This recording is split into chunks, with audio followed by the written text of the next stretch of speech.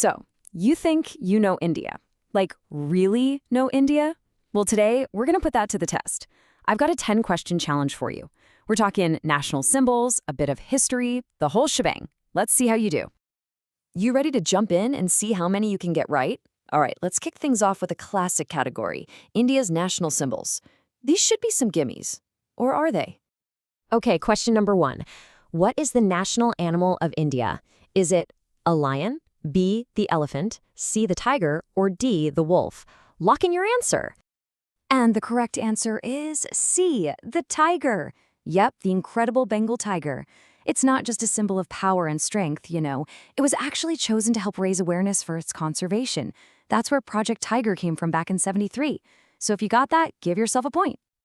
All right, let's keep it moving. Question 2 is all about the national bird. What's it going to be? The parrot, the peacock, a sparrow, or a pigeon? If you said B, peacock, you are spot on. And it makes perfect sense, right? With its incredible beauty and its deep roots in Indian mythology, especially with deities like Krishna, it was just the perfect fit. Okay, number 3. We've done an animal, we've done a bird. Now let's talk about flowers. What is India's national flower? Your options are the rose, sunflower, lotus, or marigold. The answer is C, the lotus. This one is super important.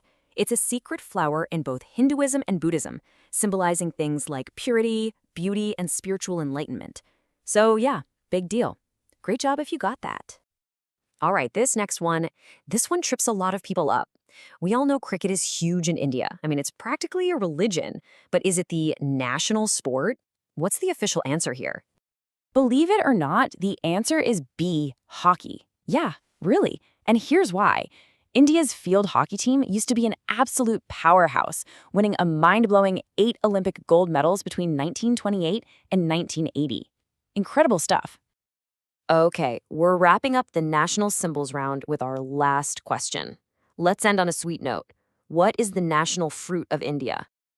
And of course, it had to be B, the mango. I mean, come on, the king of fruits, right? So many amazing varieties. Okay, so that's it for national symbols. Tally up your score for that round.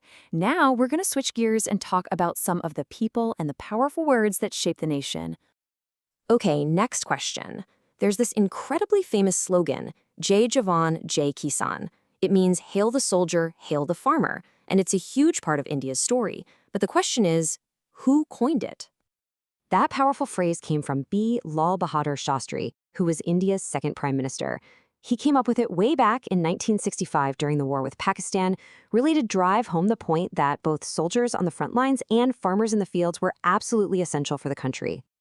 All right, next up, we're talking about a true trailblazer, not just in India, but in world politics. Who was the very first female prime minister of India? That would be, of course, B. Indira Gandhi, a truly central and, yeah, often controversial figure in Indian political history.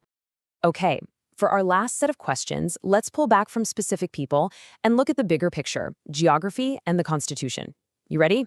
This date is so important.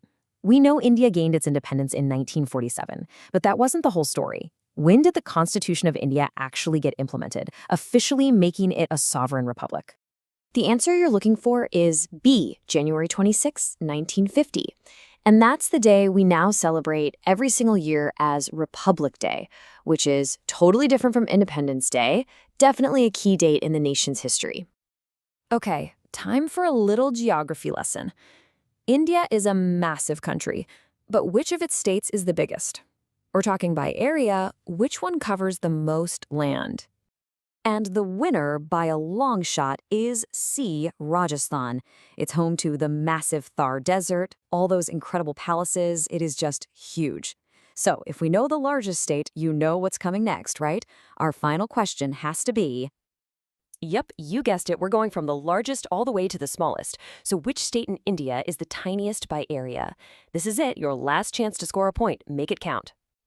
And the final answer of our quiz is... A, Goa.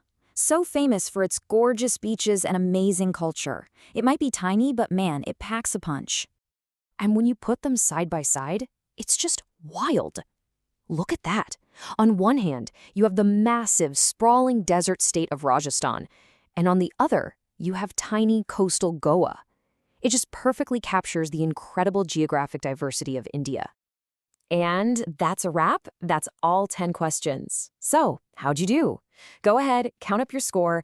Let's run through the answers one last time just in case. Hey, whether you aced it with a perfect 10 or just learned something new today, I hope you had a good time playing along. You know, this quiz is really just scratching the surface, isn't it? A country with thousands of years of history, culture, and stories. So it gets me thinking, what part of India do you want to dive into next? What are you curious about? Something to think about. Thanks for hanging out with me today.